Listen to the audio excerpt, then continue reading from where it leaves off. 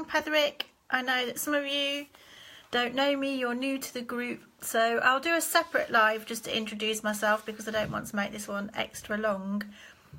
So here we go then, day one of our Me First No Challenge 5 days of tender loving care, or self-loving tender care as I like to refer to it. I've just posted the written work for today and the lives will accompany that, so I'll be covering the same topic, but I know some of you prefer to watch video, and sometimes when I'm speaking I do throw in a little bit extra, so do make sure to watch the live videos as well as read the written teachings each day. I know I haven't pre-warned you that I'll be going live each morning, so I also know that I'm talking to myself right now, but I trust that you'll watch this during the day. So it is my intention that I'll go live at about 7:30 every morning. So today let's get started with raising your self-love, your self-worth, your self-belief, and doing as much as we can in these 5 days to help you just to feel better about yourself, to feel happier, to feel more at peace, more positive. And self-love is a huge, big topic. I've been teaching it for many years, I've been practicing it for many years, and the reason I still run these challenges is because at least once a year I need to recheck in with myself and reapply everything that I know and everything I teach to myself. So I'll be doing this alongside you as well. Now, I don't know if you can see this, what I have here, if I can use it without knocking over my glass of water, is my self-love umbrella. Ta-da! And I don't know if you can see the words, so we've got self-esteem, self-care, self-confidence, self-worth, belief, self-belief, trust, awareness, empowerment, esteem, and there are many, many more words I could have put on this umbrella. But for me, there are some of the key topics that fall under the umbrella, as I like to call it, of self-love. Now, when your self-love umbrella has no holes in it, when all the pieces are intact, then generally speaking we're more resilient. We can cope with life more easily. We can respond to whatever life throws at us. However, when we've got whole segments missing, so if you've got your belief segment missing, or your trust or worth segment missing, then we just experience it as a little bit harder, don't we? So my aim in this 5 days is to increase all of this for you as much as possible. It is a huge topic, and we're probably going to need more than 5 days to make massive increases across all areas, so I'm just picked on a few to get you started for these 5 days. So today is about recognizing where you are, looking at your self-awareness, and starting to make time for you. I know I asked for some feedback within this group and a few other posts about what you struggle with most with self-love. And hi Michelle, hi Julie, hi Paula, thank you for watching. I'm not talking to myself anymore. Sorry, yes, I lost my thread. So I'd asked a few of you to share what you struggle with most with self-love, and there was quite a broad range, but commonly the main issue was making time for yourself. So I do encourage you this week to choose to do that, to find, even if it's just 5 minutes or 10 minutes.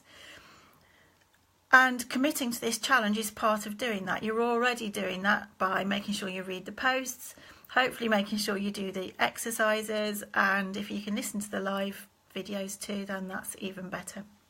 So the posts are deliberately short. They shouldn't, the love exercises that I give you shouldn't take more than about 10 or 15 minutes to complete each day. And I post them first thing in the morning because some of them you'll probably want to reflect on during the day, and then come up with your answers for yourself, and if you're happy to do so, then do come and share in the Facebook group too, because that gets the conversation going, and I'll make sure I read all those posts. I'll comment to as many as possible to give you some extra support. So today is all about raising your awareness, starting to choose to make time for yourself.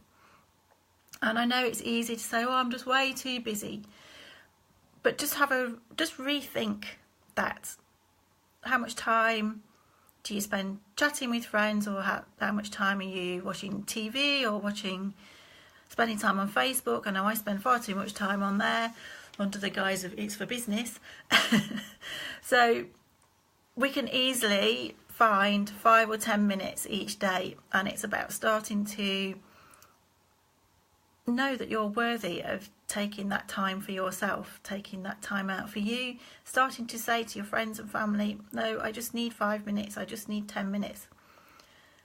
And they'll understand that. It's not like from day one you're saying, no, I need 2 hours to myself because I'm going to go off and do something. However, you might want to do that, but for many people that would be a step, a bigger to ask, step too far. So just start small. Start taking those small baby steps towards loving yourself more. So there's more detail in the written exercise about what you need to do today. I'm asking you to, I'm just scrolling down to make sure I don't miss anything. Yeah, so where are you now on a scale of 1 to 10 with your self-love? If you think about that self-love umbrella and all the different aspects of it, where would you score yourself out of 10, where 1 is low and 10 is high, is your first exercise. And then, as I've already said, think about how you can get more quiet time for you, and what me time, not necessarily quiet time, but me time, what me time do you already have? Because it may be that you're feeling quite frazzled and thinking you don't get time for yourself, when in actual fact you already do.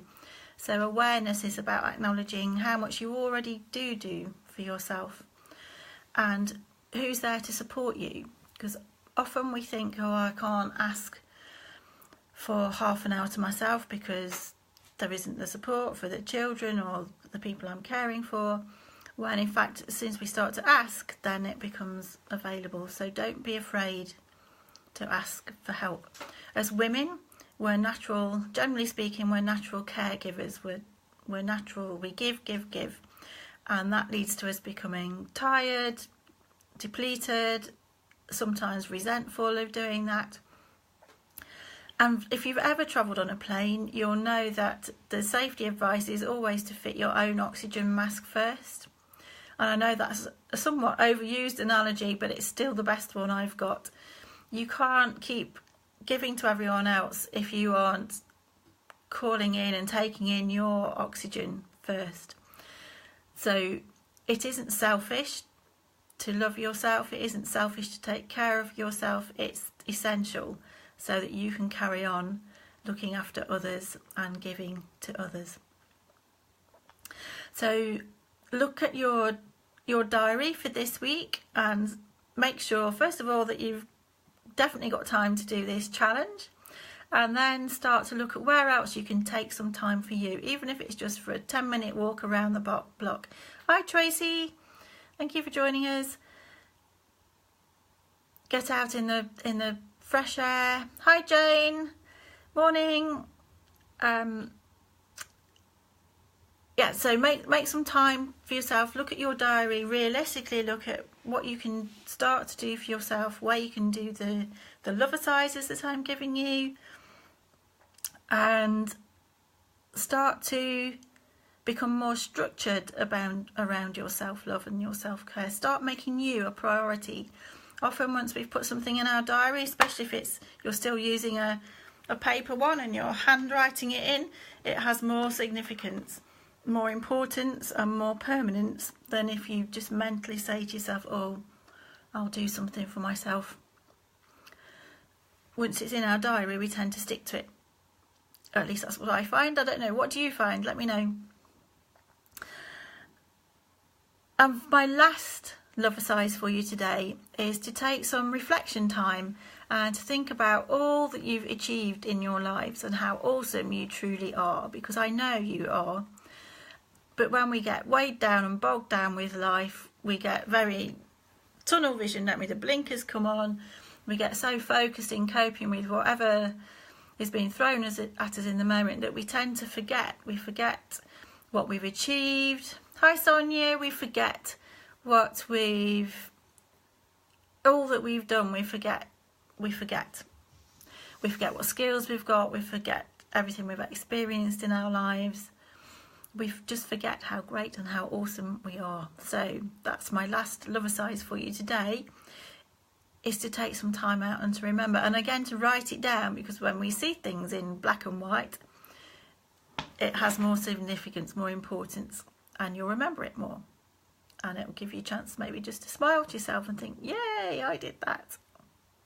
So I was remembering yesterday, hi Yvonne, I was remembering yesterday because it was London Marathon Day, that whilst I am at the moment fairly unfit and I certainly can't run, but yesterday, 15 years ago, to the exact date, I ran that London Marathon.